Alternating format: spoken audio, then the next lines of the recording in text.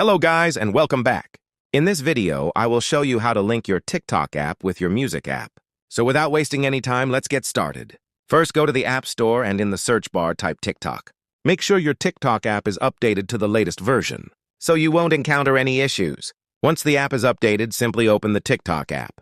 Then, tap on your profile in the bottom right corner of the screen. Next, tap on the 3 white lines in the top right corner to open the menu.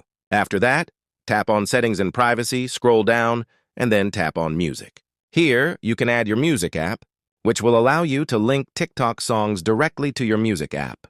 And that's it for this video. Make sure to like the video and subscribe for more tutorials. Until next time, see you soon!